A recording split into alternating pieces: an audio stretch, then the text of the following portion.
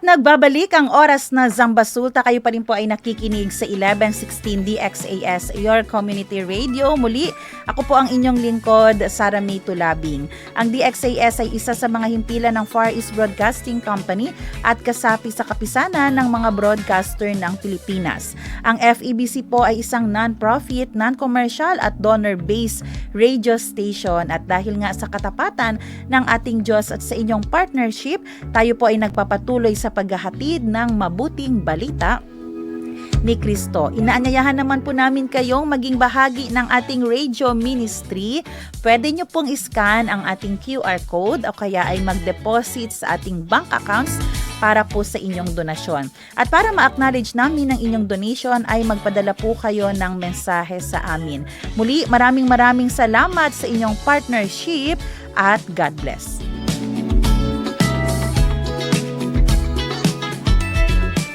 Tanong ngayon.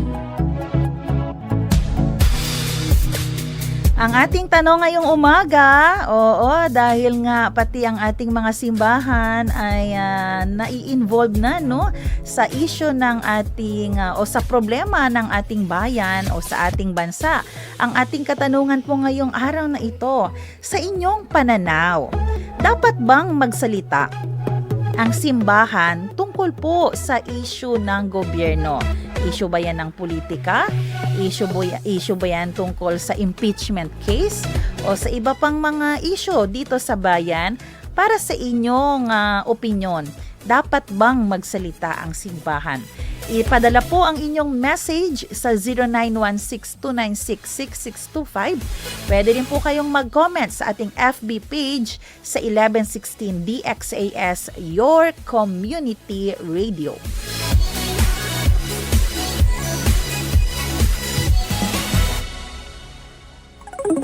Pag-usapan natin.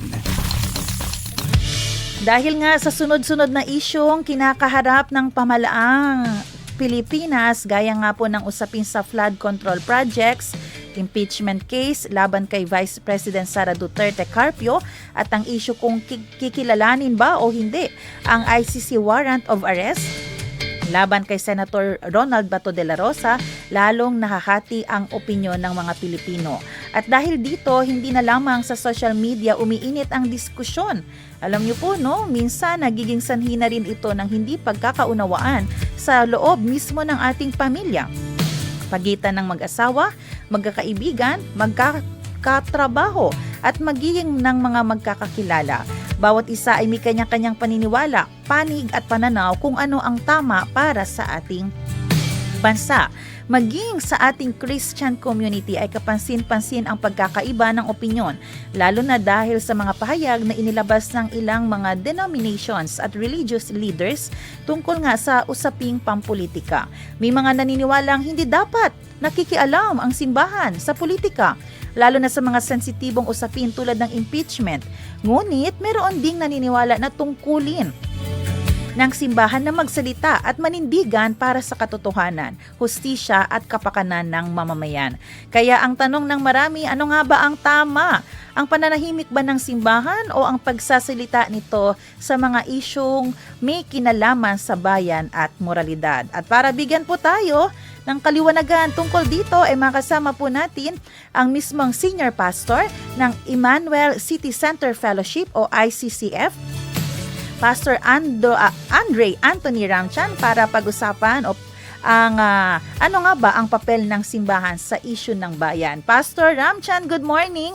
Welcome po dito sa DXAS.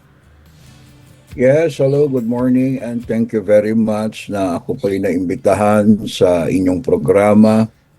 Of course, to share at least some of my views, and I hope I will be able to justify my answer and give you at least to help at least to better understand sa mga nangyayari at ang position ng church. At yung goal lang naman natin dito, Pastor, na hindi maging reason yung simbahan para lalong magkaroon ng division or maging reason yung churches na hindi maniwala tuloy sa ating Savior. So, Pastor, pagdating po ba kasi dito sa mga usapin tulad nga po ng corruption, paggamit ng pondo ng bayan, o kahit po ng mga itong ating impeachment case na round 2 na nating sinusubaybayan ngayon, no? Ano po ba ang tamang papel ng simbahan? Manahimik po ba? Umiwas? O dapat magsalita po, Pastor? Well, ako po yung naniniwala. So at this point in time, kung ngayon pa tayo magsasalita, I'd like to believe it's too late. Mhm. Ang pananaw ko, okay, this is the, well, I'm not pointing any churches, but this is the negligence of the churches kasi isipin natin yung lahat na nakaupo dyan, most of them is claiming to be a believers of God or Christian, if I should say, na may mga, religion. Okay, so if we will only speak today, I think that's too late. In fact, to what is happening to our leaders, these are the chosen by people. Na ang problema sa atin, we never really give our hearts to God. Kaya minsan, we tend to choose according to our flesh na lang, but not necessarily yung discernment na nando doon. So, kung magsasalita tayo, I would say that we will continue to remind our people, and if given a chance, but not necessarily na talagang tayo ang haharap doon. I don't think that's our position. Okay, I'd like to believe church should be humble of what is happening, because most of these people, if I'm not mistaken, are also attending our own churches. So we need to strengthen the way we preach. Okay, not only the gospel, but even the standards of morality according to the scriptures. Well, that's my stand, ma'am.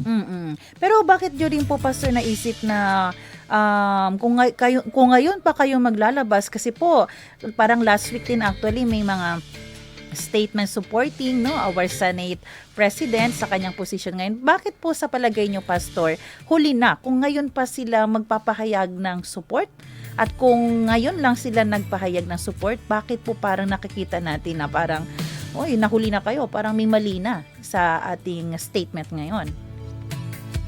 Oh yes, kasi yung mga nando doon, they are already, I would say, para bang established na yan ang mga yan. So, the only hope that we have is we come to God in a serious manner.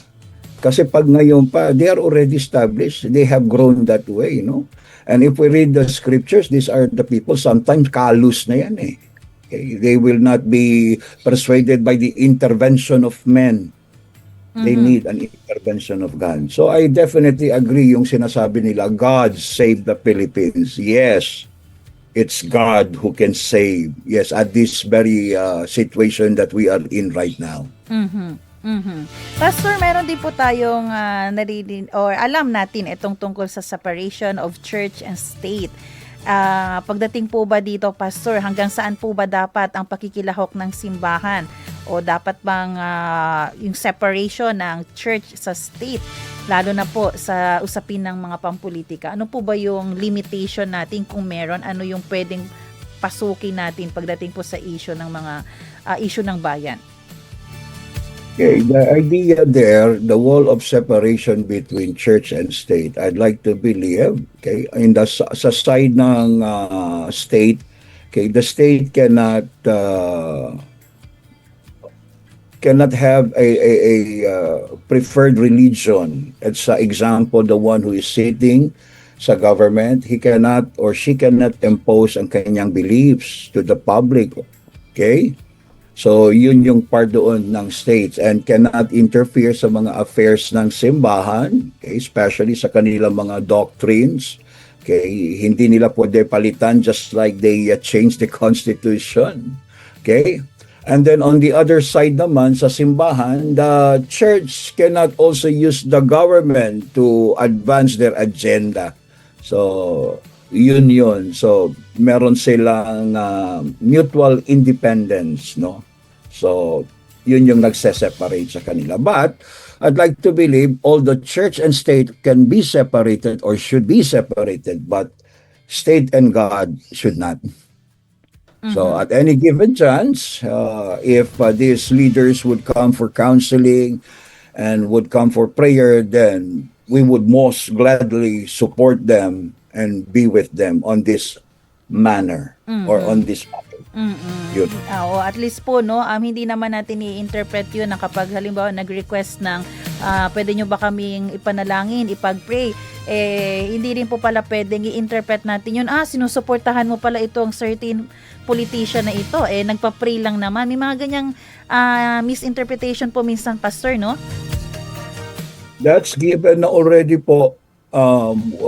Hindi tayo pwede magbalat sibuyas. People will tend to throw mud at you, but it's the integrity that upholds. So be sure lang din po that we know our limitations kaming mga ministers. Ayan, oo. Wag masyadong maraming picture, ganun, Pastor. Tama Together po, with tama that po. politician. Ayan. Eto po, Pastor, no? Kapag nananawagan po ba ang simbahan, ayan, pwede naman kasi sigurong manawagan ang simbahan for due process, accountability, o yung mabilis po na aksyon sa mga kaso laban nga sa ating opisyal ng gobyerno or kaya po sa mga issue ng bayan, paano po ba natin maiiwasan na hindi magmukhang bias o may kinakampihan yung simbahan o kahit po yung church leader? Yan, sama na rin po natin. Minsan kasi si pastor ang nagpo-post, nagko-comment, nagbibigay ng opinion. Yes, napakagandang tanong. I would say minsan na-overwhelm na minsan ang mga ministers, hindi na nila alam, minsan they cross the border, no, yung limitations nila. I would say pag nanawagan tayo, no, tama ba yun sa due process? Let us be very careful kasi ang tendency niyan, you would be siding either of the parties. Let's say, for example, I have seen a post which is one of my loved ones posted. Sabi niya, let us choose a leader that will really work for the people, no? Parang ganon. So, sabi ko, mali naman siguro. Kung para sa akin, I would choose a leader to follow, those who follow what is right and what is true. So, meaning to say, ibabase natin, okay, we will not going to name names, but remind, no, if I am given the privilege to speak, but not my intention, right? But if I am given a privilege to speak such as this, I would definitely encourage the peoples to let us be stick to the rules, meaning to say, let's just abide by the Constitution. Constitution, especially that is inclined to the Word of God, that brings about blessings and righteousness and peace. Yun yung sasabihin ko.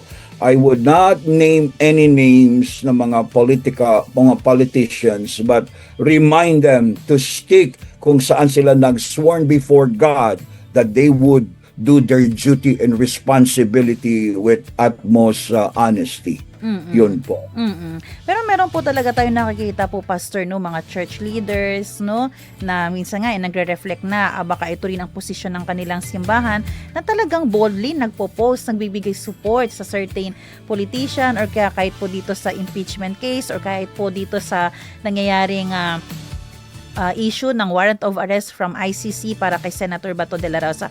Anong pwedeng maging side effect, Pastor, pag ipagpatuloy ito ng isang church leader or ng simbahan na talagang dapat ganito o kaya dapat hindi ganito, dapat sumurrender na lang, dapat magpakita na lang during impeachment proceeding, dapat palitan na ang Vice Presidente? What will be the side effect sa ating community, sa ating simbahan, sa mga nakakakilala sa atin? Okay, I'd like to believe malalesan yung credibility natin. Kasi whether you like it or not, makikitaan tayo ng loopholes. That's why as a minister, I am reminding ang mga fellow ministers natin to be very careful. Sometimes you are tempted to make an opinion or to release a statement, but be very careful because people are listening.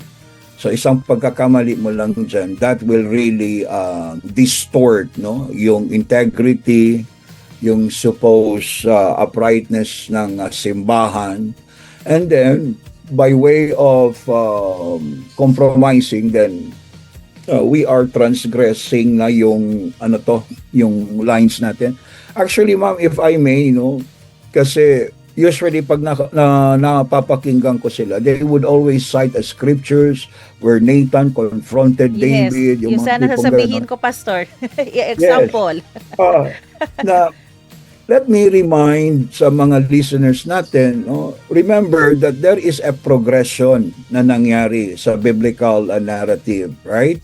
Sa Old Testament, remember, it was a theocracy form of government. It is God who rules.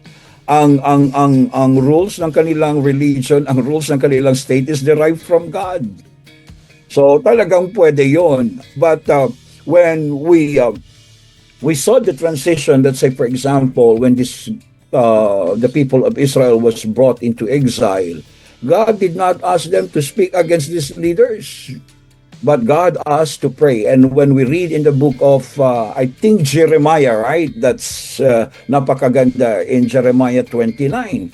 Okay, before you go to the very famous verse, that I have plans for you. Before that, God is saying that you are to pray for this leaders so that you may have a peaceable life. And then when we go to the New Testament, okay, in the book of Romans, okay, Paul is reminding the believers, okay, since they are residing and living under a very, sabi natin na,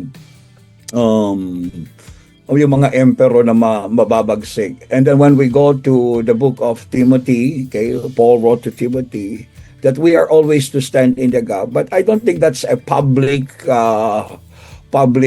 show off. I'd like to believe it's within the confines of the church that we are always exhorted to intercede, okay, so that again we may live a peaceable life. Yun po. Parang tama po ba, Pastor? Parang sa setup ng family, hindi mo naman i-expose sa Facebook yung pagkakamali ng anak mo or issue nyo ng pamilya. Laging, tama po ba, kung pwede lang, isolated na sa loob. Lalo na kung issue ng bayan, mahirap na magbigay tayo po ng opinion. Dahil talagang kahit yung kakilala mo sa Facebook na hindi pa nga kayo close, lalo nang lalayo ang loob sa'yo, pati natuloy sa pinaniniwalaan nating sino ba ang Diyos sa buhay natin. Yeah, I'd like to believe, hindi ko naman maialis, there are those people who uses this platform and itong pangyayari to boost their pagkakakilanlan. Okay. And wala naman nananalo dyan. Okay. There is no record na persuade because of that. Okay. Lalo pa silang mapapalayo. Yes, tama yung sinabi mo. Okay. Imbes we are drawing both parties, lalo silang mapapalayo. So might as well, para hindi masayang yung boses natin, okay, let us cry into the courts of heaven, the highest court. Because talagang alam natin our voice will not be wasted. Ito naman po, Pastor, ano po kaya yung tamang gabay, guidance na pwede nating ibigay sa mga churches, sa mga mananampalataya tungkol po sa katotohanan, pananagutan at responsableng pagpili o pagsuporta po sa ating mga leader? Maganda yan. Ang sa akin naman, that's why early on sa buhay or sa mga mananampalataya, so we will really teach them the way of God. We will truly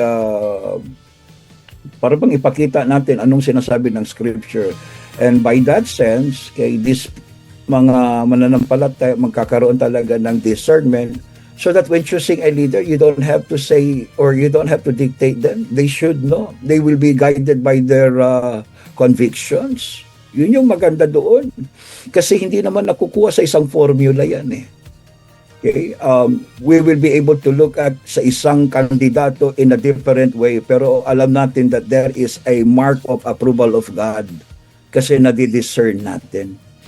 Pagka sabihin lang natin, we will vote for people that is,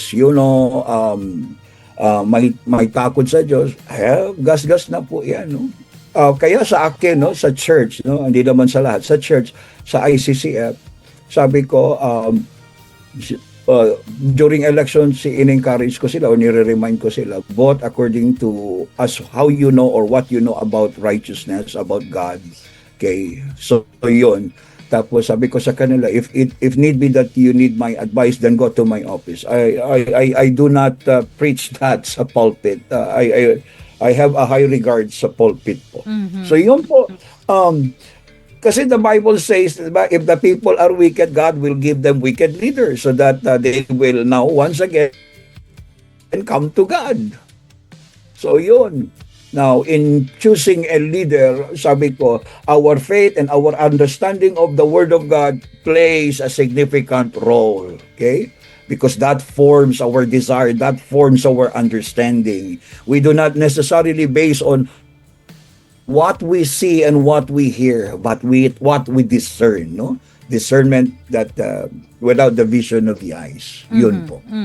Maipasok ko lang po, Pastor, no? Minsan po, may opinion na nagsabi, actually, dapat yung mga nasa pananampalataya, ito yung mga tao, lalo na kung may gift, ang siyang tumakbo. Ayan, dito naman tayo sa issue.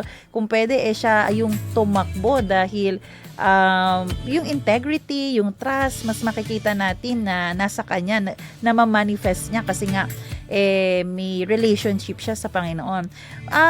Ano pong opinion niyo po dito na halimbawa pwede bang si pastor tumakbo ng barangay chairman or kaya deacon natin or sino man sa member natin? Paano po ba yan, Pastor?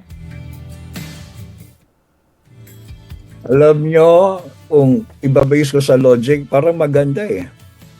Pero hindi ba na-degrade ako? I have the highest calling. I am the servant of God, now I become the servant of men. That just do not fit my understanding of my calling. Okay? Siguro sa mga lay person, I would say, yes, go ahead. If you discern that is how God is moving you, then go. But to those who already committed themselves to the highest calling, and to be a servant of God, I'd like to believe that is para sa akin. I'm sorry lang sa mga those who are not on my side, no. Ang understanding na to. Sa akin parang that is demoted eh. Demoted. Pwede naman siguro they have to renounce or they have to surrender their credentials and be a lay person then perhaps. Kasi we cannot serve two masters. Kasi sa politics naman, alam natin, sometimes you have a good heart, pero pagpasok mo na, pag-upo mo na doon, there is a system that is established. No? At I don't think madaling labanan yun. No? Lalo na kung ikaw lang mag-isa doon ang sabihin natin, ano yan, kay Lord ba? Christian, no, to be particular, mahirap labanan kung lahat ay ginagawa na yun. Yes po. I was privileged to pray sa mga mayors natin. No? Sabi ko, para sa akin, for them to choose to run is already one thing. No? Talagang hindi po biro yun. Kasi I'd like to believe na intindihan na nila what are they sacrificing. No? Kaya ang prayer ko, sabi ko, Lord, itong mga tao na to, they have a good heart, they have a good intention. I'd like to believe may mga vision sila for the betterment of our city or our nation. But I'd like, Lord, tinataas ko yung system na kanilang lalabanan. Sana hindi sila, alam mo na, yung kasabihan, if you cannot beat them, join them. Okay? Yes, and that is a very slippery, sasabihin natin, a slippery ground. Okay. So yun po. Ayan. Sige po, eto naman po, Pastor, kanina na pag-usapan natin yung mga sobra naman sa pagpo-post or kaya pagsasabi ng kanilang opinion, no, as church leader or as a church, as a denomination. Pero ano naman po ang masasabi nyo doon sa mga, to be balanced po, sa mga ilang religious groups na talagang tahimik lang po talaga? Tama rin po ba yung sobrang tahimik kahit malaki na ang problema natin sa corruption or abuse of power.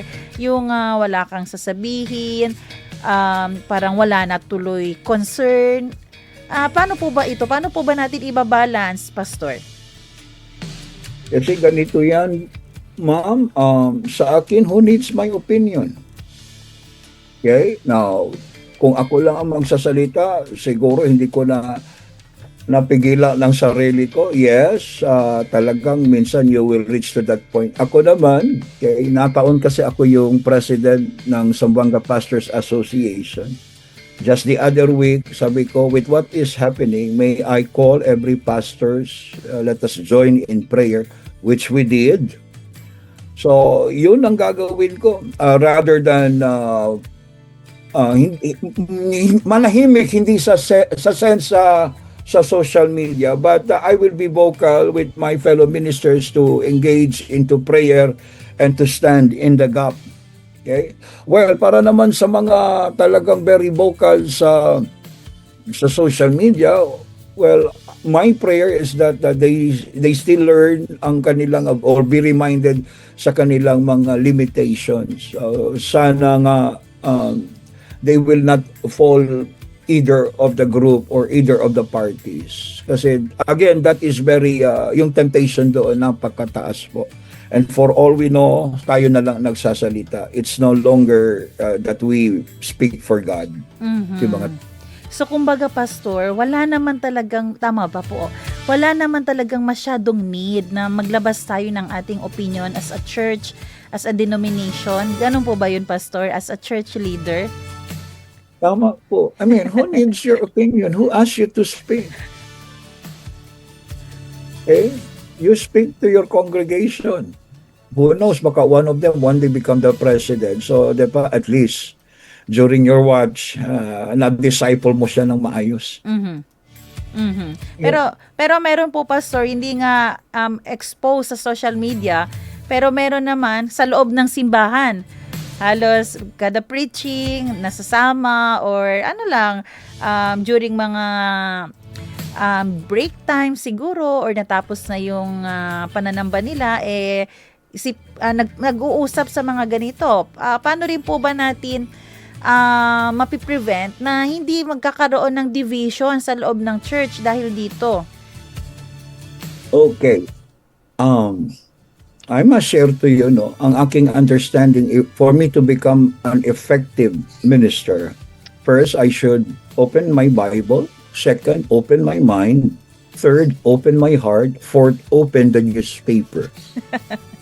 So, hindi natin maialis from time to time because this is really a tangible effect of what God has said. So, maaaring gamitin mo siya as per introduction for them magkaroon ng perspective. And then from there, okay, exhort some very scriptures that speaks to that very situation. Okay, iba naman kasi yung talagang inaaway mo na or that's or you are pushing for your preferences, pushing for your personal politicians or agenda. That's another matter. So when we speak about using itong mga pangyayari sa ating pulpit, especially that includes ang mga politicians natin, I think that may warrant kami doon. Kumbaga, that permits us. Because, kasi we are speaking to the congregation and telling them that this can happen to many of us. Hindi natin pwede ipinpoint lang itong mga tao. Para bang sinasabi natin, kung hindi tayo makinig sa Diyos, baka mas malala pa tayo kaysa sa kanila. Yung pong gano'n. Ayan. Ito naman po, Pastor, dahil nga napag-uusapan natin, sabi nga po kanina, actually wala namang need. At ito po, paano po ba pwedeng maging bahagi na lang ng solution ang ating mga churches, ang ating mga simbahan, lalo na po sa issue ng ating gobyerno? Okay, number one, start preaching well. Okay, meaning to say, give what we are supposed to give so that itong mga congregation natin will have the same mind as us. No? Talagang alam natin where we stand and there's no need for us to open our mouth. And number two, if we can gather for prayer, hindi na kailangan ng ipagsabi pa that we are going to have a prayer rally. Okay?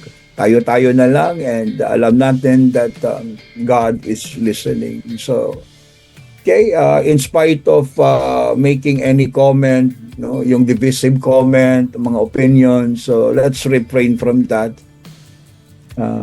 Let us use our voice where it can be more effective. And that is prayer. Okay? Maniwala pa rin tayo sa prayer, no? Kasi yung iba siguro napagod na. Pero wag naman. Okay? God is still answering our prayer. Ayan po. Ano naman po, gusto ko pong isali po ito, Pastor, no? Doon sa mga, dahil nga yung mundo natin nasa social media na, ano po ang gusto nyong sabihin or encouragement doon sa mga taong may na-discourage na sa church, sa pastor, sa church leader, kahit ang anong simbahan pa yan, denomination pa yan, dahil nga sa mga statement na kanilang inilabas. And sila po ay parang na-offend, nasaktan, nagalit, na-discourage. Ano po? Paano po ba natin mababawi, no, yung loob nila? Okay, una-una, sasabihin ko, kung nangyari naman yon sa mga ministers na tinitingala nila or nire-respeto nila, kung saan nagkaroon ng occasion kung saan nakitaan nila, okay, sabihin ko lang sa kanila, do not be discouraged. Continue to pray sa mga leaders, no? Kahit pa sa mga simbahan. Kasi hindi naman kami exempted sa mga provocations and temptations na ganun, no? So, ayan, continue to pray for those leaders. Huwag ma-discourage kasi dapat lang nila maintindihan that the pressure, no, na na-experience ng bawat isa, lalo na pag ikay leader, ay hindi na po biro. So that we must admit that we need the prayers of our members. We need the prayers of our church, no, to uphold us.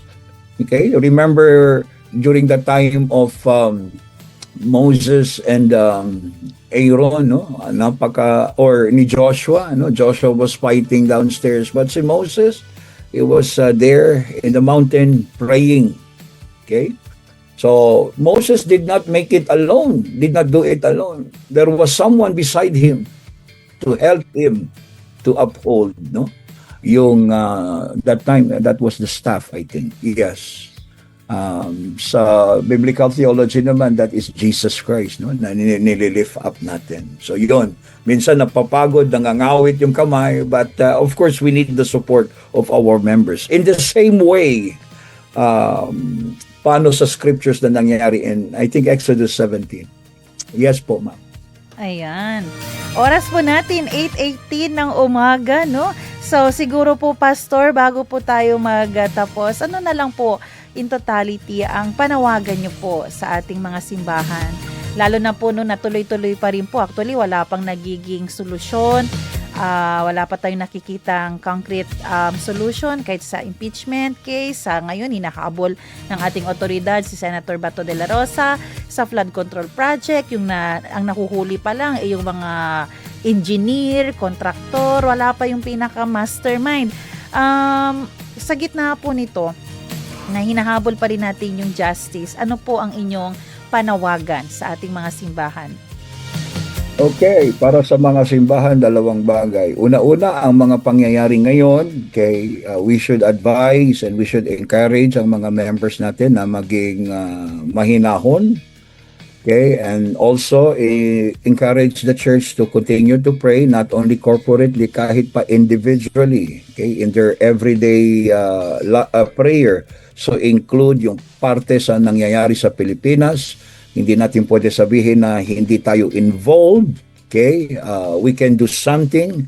We can plead God, and God is in no way restrained, no, from this movement to fix things and to make it right again and to give us a second chance. Now, this is for the current situation. Okay, I'd like to believe if God will permit us to live many more years, then Ipo-focus natin yung mga bago ngayon. Ipo-focus natin yung mga bata. Ipo-focus natin yung mga nasa congregation natin. That we are not just to preach them, we are to disciple them. Okay, to fashion them and to shape them, no? In the person that is inclined to the scriptures. So that pag itong mga tao na to pumalaot na, meaning to say, pumunta na sa kanilang mga offices, nagkaroon na ng trabaho, we have no problem, right? Because these are the people, alam na nila, because they were trained, they were discipled when they were younger. Tapos na nung nagkaroon sila ng trabaho and by way of chance, and some of them could make it to the government offices, okay, or sa mga political, sabihin natin, position, then, or could make it sa politics, and I'd like to believe established na sila. So, dalawang bagay po. For now, mahinahon, tell them to, okay, keep it cool, and then pray to God, and then, of course, naniniwala pa tayo that there will be may longer years for us to live, then it's high time for us to really focus on our discipleship sa mga church members natin. Lalong-lalo na yung mga young generation. Okay, Ayan. that's what I can say. Ayan, oras po natin 8:21 ng umaga. Pastor, nako, maraming salamat po sa inyong oras at panahon na binigay po dito sa DXAS, and we are praying, no, na yung mga simbahan natin talagang bago may sabihin, may ilabas na statement, mag-iisip talaga, ito ba, will it glorify God? Ito ba, makakapagdala ba to para lalong maniwala ang mga tao sa Diyos na ating pinopromote, di ba? Kasi lahat naman tayo ay may kanya-kanyang pinaniniwalaan. So, lagi po nating iisipin na hindi division ang purpose ng ating mga simbahan, pero unity. So, paano ba natin malalagay ang mga tao na magkaroon ng harmony, ng unity? Oo, habang tayo ay may mga sariling mga opinion, biases, di ba? Meron naman tayo, hindi naman talaga matatanggal yan. Yes, pero ano po ba ang mas dapat gawin? Tumahimik na lang tayo dahil baka may maisalba pa tayong kaluluwa? O maglabas tayo ng opinion pero marami na ang nagagalit sa atin? At mismo, sa'yo lang pala yun, pero nadamay na yung buong church, buong denomination. Yes po. Oo, di ba? Naririnig na natin yan. Akala tuloy ng iba, yan pala yung opinion ng certain church na ito, like ng Baptist ba yan? Ng Alliance ba yan? Ng Catholic ba yan? And there is really a temptation, once you give your opinion, you have to give your opinion on every issues, kasi otherwise you will be labeled as selective. Ayun, yun din. Oo. Tsaka kung magbibigay, ewan ko, no, pag magbibigay ng opinion, sana hindi lang doon sa halimbawa, kung etong politician ang gusto mo, maging bias din, maging tama rin sa judgment pagdating dito. Pero mas maganda, Pastor, talagang sabi niyo nga, wala namang need ng opinion tama. natin. Who needs your opinion? Mas need natin mag-pray. Amen. Yan ang gagawin natin. Ayan, Pastor, napag-usapan po natin ang prayer. May I request you po, Pastor, no, para i-lead po ang ating program sa ating closing prayer at manawagan po tayo, no, let us call na dinggin ng Panginoon na talagang mabigyan na ng solusyon ang problema natin dito sa Pilipinas. Sige po, Pastor, pangunahan niyo po kami. Father God, patuloy kami po yung nagpapasalamat, Lord. Alam namin, Panginoon, na medyo mabigat ang kinakaharap ng sambayan ng Pilipino. Nagkaroon ng pagkahati-hati, O Lord. At kami din naniwala kayo ay nasa inyong trono pa rin, Lord, magpakailanman. We believe in your sovereignty, Lord. Kami po'y naniniwala sa iyong kakayahan.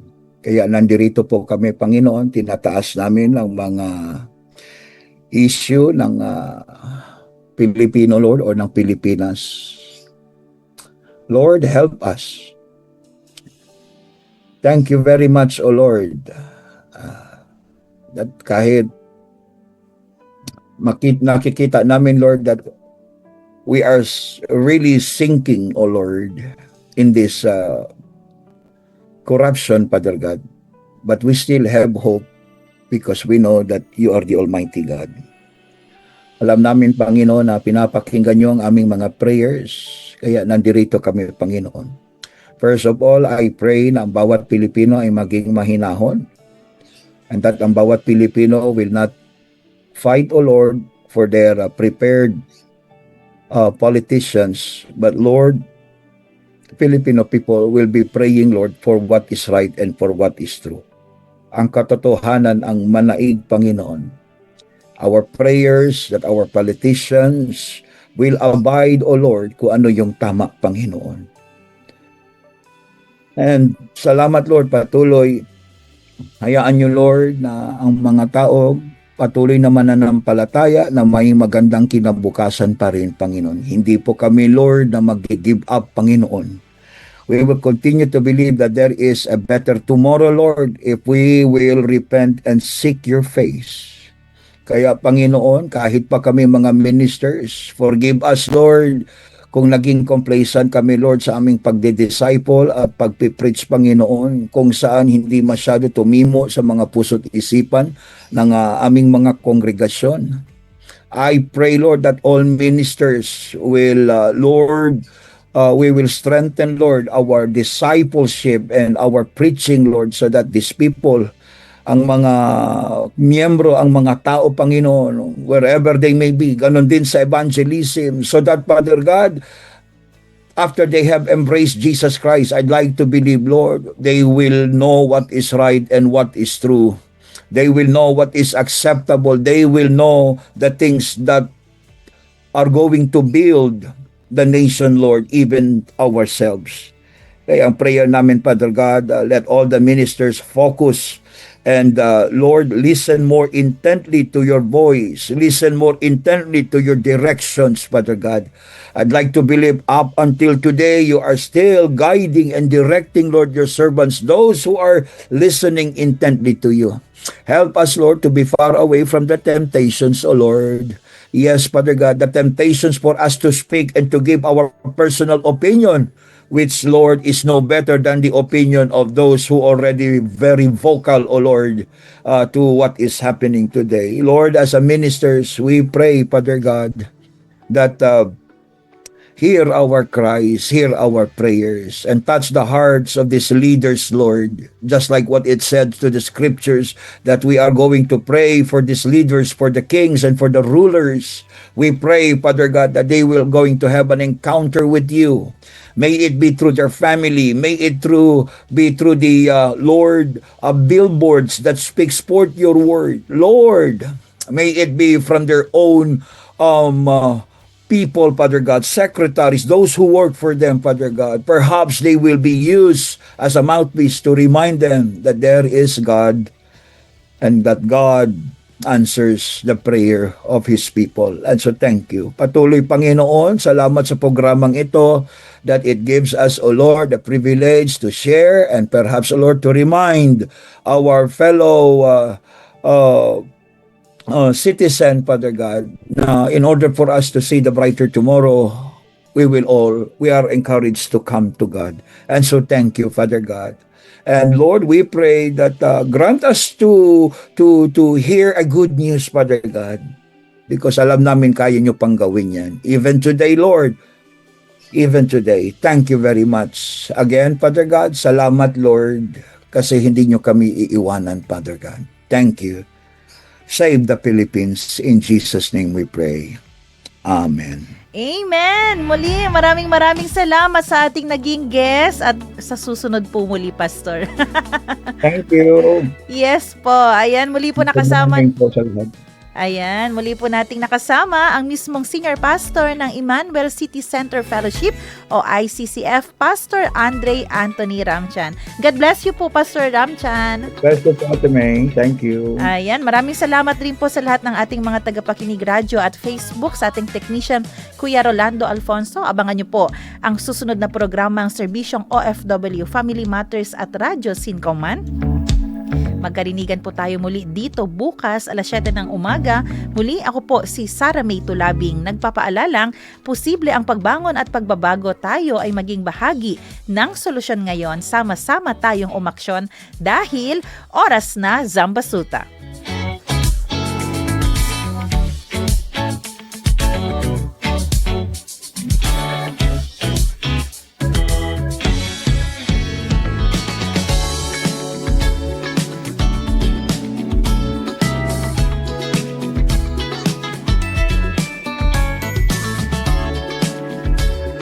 Inyong napakinggan ang programang Oras na Zambasulta. Para sa mga komento, mensahe o suhestyon, tumawag o mag-text sa 0916-296-6625 o sa 0998-844-1410. This is your community radio, 1116 DXAS, communicating Christ in our world.